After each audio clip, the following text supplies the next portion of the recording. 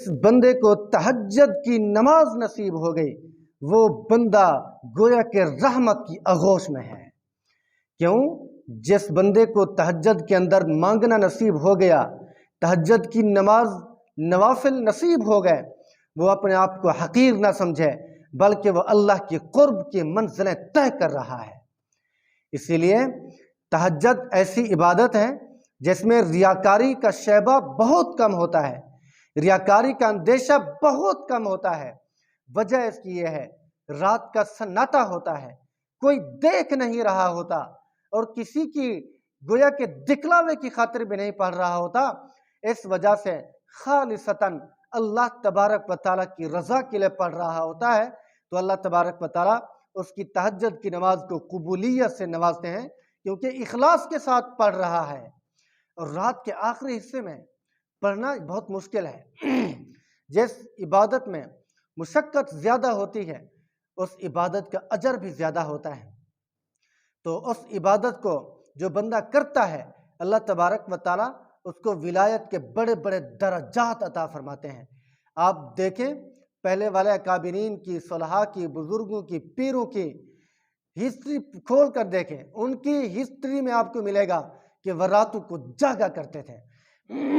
اسی لیے مقولہ ہے من طلب العلا سحر اللیال، کہ جو بندہ بلندیوں کو چاہتا ہو، بلندیوں کا طالب ہو، تمنا رکھتا ہو، اسی کو چاہیے کہ راتوں کو جاگا کرے۔ تو اسی لیے جس عبادت میں بھی مشقت زیادہ ہو وہ عبادت اللہ کے ہاں بہت بڑا مرتبہ رکھتی ہے، اللہ کے ہاں ہمیں گویا کہ بہت بڑی عزت دلوا دیتی ہیں۔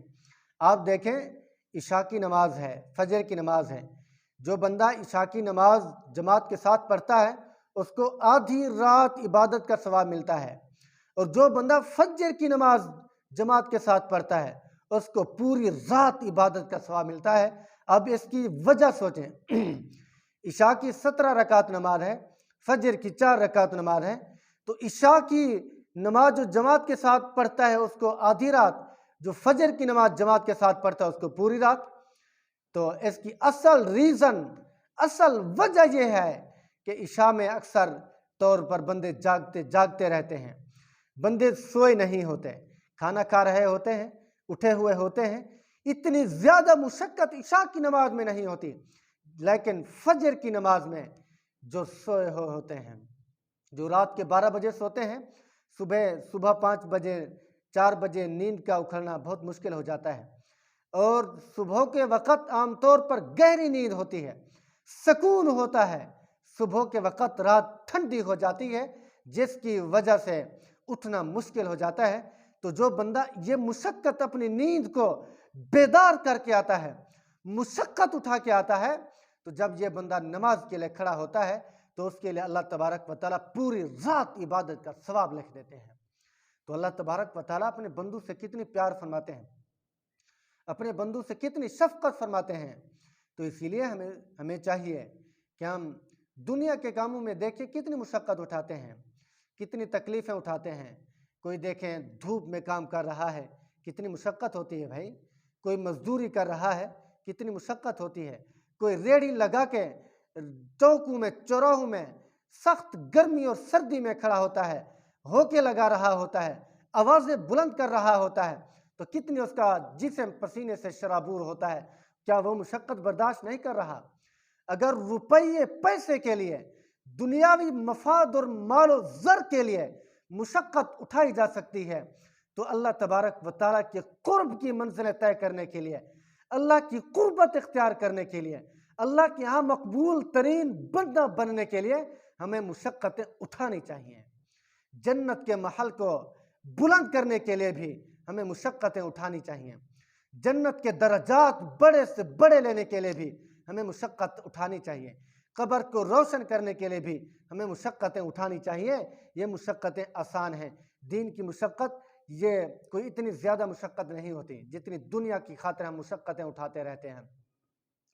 تو اسی لیے تو اصل ٹاپک کی طرف میں آنے لگا ہوں، یہ میں نے آپ کو تھوڑا سا ذہن سازی کی تہجد کی نماز کے بارے میں تاکہ تہجد کی طرف رغبت پیدا ہو، اللہ کے دین کو کے لیے جو مشکلات آتی ہیں ان کو برداشت کرنا، ان کو اٹھانا آسان ہو جائے۔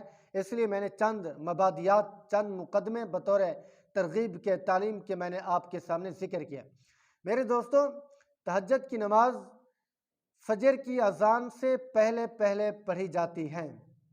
اگر اذان وقت پر دے دی جائے، اگر کوئی اذان تہجد کے وقت دے دیں، شروع ہونے سے پہلے دے دے، فجر کی نماز کے وقت شروع ہونے سے پہلے دے دیں، تو اس کا اعتبار نہیں ہے۔ کہیں پہ لوگ ہوتے ہیں نا، فجر کی اذان شروع مثال کے طور پر 5 بجے ٹائم ہو رہا ہے تو وہ 4 بجے اٹھ کے دے دیتے ہیں۔ ان کے پاس بزرگ ہوتے ہیں، ان کے پاس گھڑی نہیں ہوتی تو اذان دے دیتے ہیں، کوئی نابینا ہوتے ہیں۔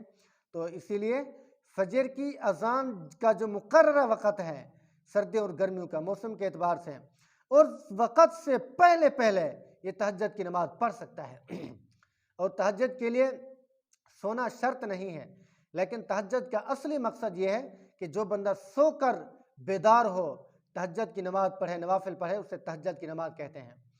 اسی لیے تو اگر کوئی آدمی یعنی 12 بجے نماز پڑھتا ہے تہجد کی، پھر بھی ہو جائے گی، لیکن جتنی زیادہ میں نے عرض کی مشقت اٹھائے گا اتنی زیادہ اس کو اجر و ثواب ملے گا، اتنی زیادہ اللہ تبارک و تعالیٰ اس کو تہجد کی نماز کے ذریعے سے ترقی دے گا۔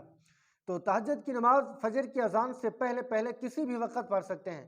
12 بجے کے بعد فجر کی اذان سے پہلے پہلے، اذان سے 2 منٹ پہلے بھی پڑھ سکتے ہیں، جتنی آدمی کے لیے آسانی ہو۔ اگر کوئی آدمی باقاعدہ طور پر تہجد کی نماز جو پڑھتے ہیں تو وہ 2 منٹوں میں بھی تہجد کی نماز پڑھ لیتے ہیں، ٹھیک ہے۔ ان کی چونکہ عادت بنی ہوئی ہوتی ہے، پابندی کے ساتھ پڑھتے ہیں، تو ان کے لیے یہ بھی ہے الارم لگا لیں، کوئی اٹھانے کے لیے کوئی ایسا انتظام کر دیں کہ تہجد کے لیے وہ بروقت اٹھ سکیں۔ تو اسی لیے تہجد کی نماز کے لیے سونا بھی ضروری نہیں ہے۔ کوئی آدمی 12 بجے جاگتا رہے، 1 بجے تک جاگتا رہے، کوئی مصروفیت، کوئی کام کی وجہ سے، تو تہجد کی نماز پڑھ کے سوئے پھر بھی ٹھیک ہے، لیکن فجر نہ چھوٹے، فجر کی نماز قضا نہ ہو۔ اسی لیے ایک آدمی اگر ساری رات تہجد کی نماز پڑھتا رہے، عبادت کرتا رہے، نوافل اور ذکر اذکار تلاوتیں کرتا رہے، اگر فجر کی نماز چھوٹ گئی تو اس کی تلاوتیں فجر کی نماز کا ازالہ نہیں کر سکیں۔ فجر کی نماز سے زیادہ ثواب ان تلاوت کا نہیں ہے، ٹھیک ہے۔ تو اسی لیے تہجد کی نماز ضروری ہے، اہم ہے، پڑھنی چاہیے۔ اللہ تبارک و تعالی ہم سب کو تہجد کی نماز کا عادی بنائے اور اپنے در پر سجدہ ریز ہونے کی توفیق نصیب فرمائے، اور اپنے سے تعلق مضبوط بنانے کی توفیق نصیب فرمائے، ہماری تمام تر پریشانیوں کو دور فرمائے۔